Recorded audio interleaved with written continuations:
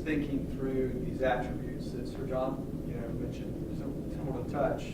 One of the primary ones was a sense of stewardship, and you seem to have some insight into CEOs who either have that or don't. So if you could share just some thoughts with us, on stewardship, its prevalence or lack thereof, and the managers and people who run businesses that we work with, I think that would be interesting. The concept of stewardship is really capital stewardship, and in the work that I do, we've developed a model of business, and it's a model that unfortunately is not taught in business schools today. But if you can imagine, the model starts with, in the center of the model is the concept of capital stewardship. And what does that mean? That investors give their money to the management, and the management is entrusted to it, not entitled to it. And so that is the goal of the enterprise. And then you have a system of strategy supported by accountability systems. You have the vision of a business that's supported by strong leadership. You need that to be balanced. And then you have the relationships with stakeholders, and that's balanced by a system of candor. Because without candid communication, you can't have trust. And without trust, you're going to have a problem with your business. I showed this model to Jack Bogle one time, and he looked at it, and he looked at stewardship in the center, and he thought for a minute, and he said, "Laura, like Copernicus, you have discovered the true place of the sun." So this idea of stewardship of capital, just kind of reflecting on Sir John's career, from my perspective, that was at the forefront of what he was trying to do on behalf of his investors. He felt a grave responsibility to steward their capital, and it was his noble purpose, in a sense. Do you think that when you see this characteristic in CEOs, do you think that's inherent, or is that something they eventually have to be conditioned towards? What's your view on that? Is that just a natural personality trait for people to have it?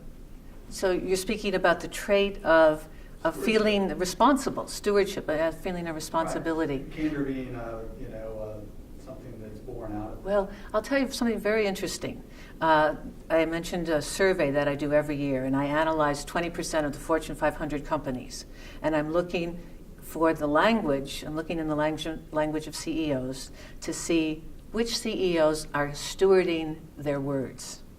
Which CEOs are communicating in the way that Warren does, that they're stepping in the shoes of their investors to say, oh, this is what you really need to know to understand what we're doing, how we're taking care of your money, and we would, ask those questions if we were in your place.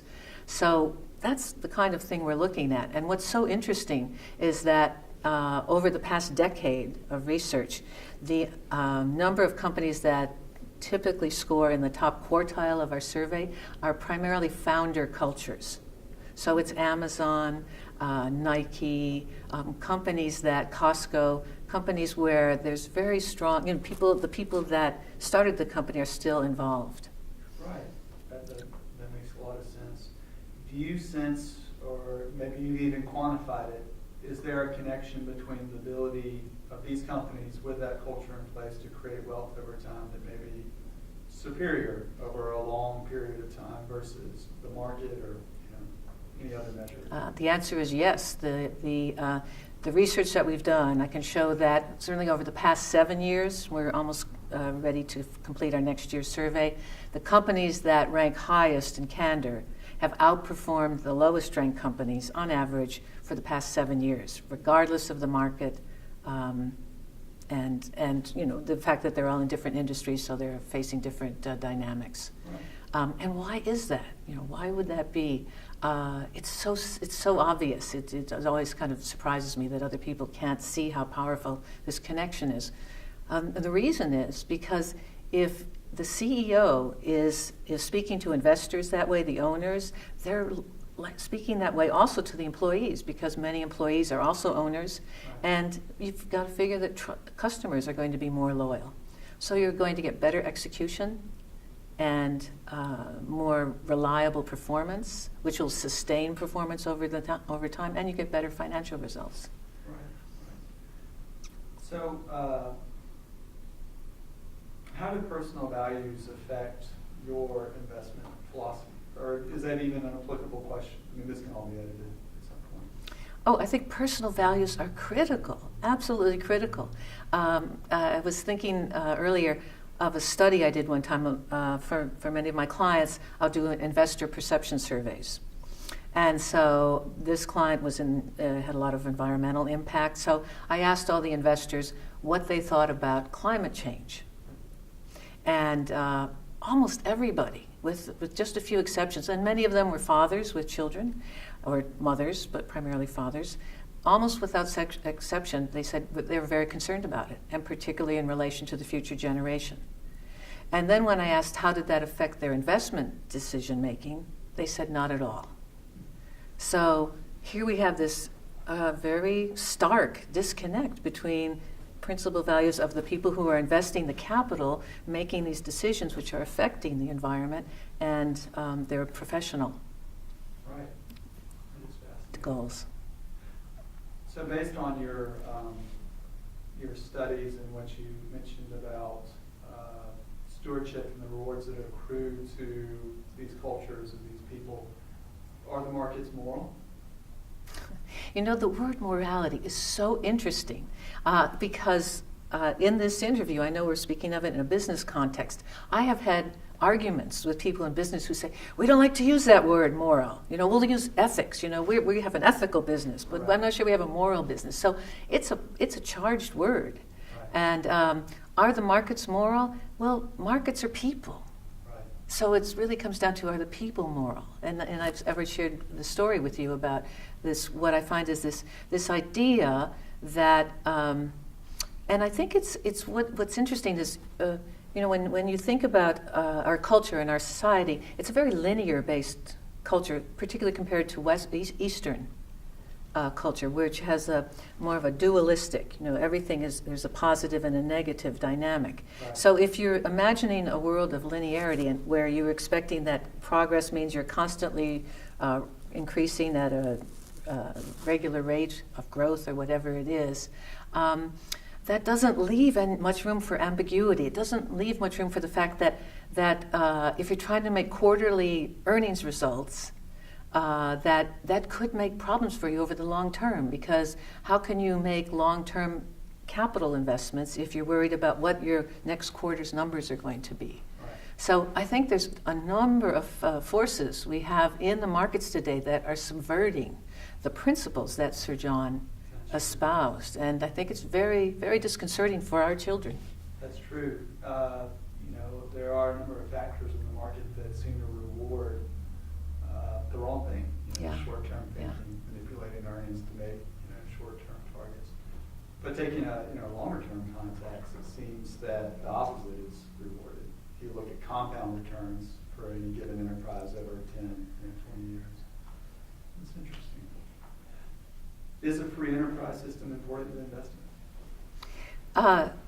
God bless the free enterprise system. And in fact, I was, I mentioned that I analyze CEO communications, and particularly the shareholder letters. And one I was reading recently, a very, very brilliant CEO who's a serious discipline, kept steward of capital, very disciplined. And he talked about the importance of having free markets that were constructively regulated.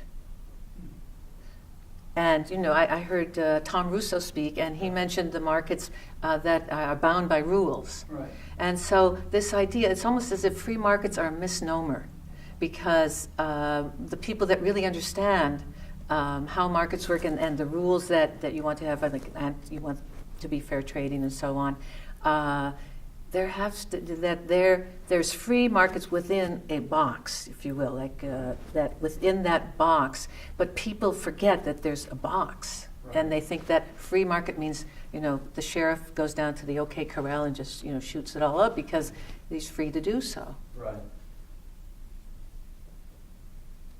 Do you have any thoughts on the legacy of Sir John Templeton? It's a fantastic legacy, and I think the work of the foundation, this idea that character is important in business, is so profound, so profound.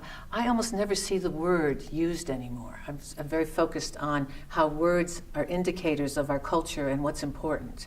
And so I end up reading a lot of 19th century novels because, Right. character was very important back then. But it gets back to, and I do want to say this because I think it's one of the most important opportunities we have in the world today is to remember and to live by the knowledge that the words that we use are sacred and keeping our word is sacred. And that the stewardship of that is something, and what's so interesting in my work with CEOs, what I find is that supporting executives in remembering this simple principle, it actually allows them, it allows them to be more free in the way, more confident. There's something that happens that's really quite extraordinary, and I think it's very much in the spirit of what Sir John was thinking of when he talked about character. Right.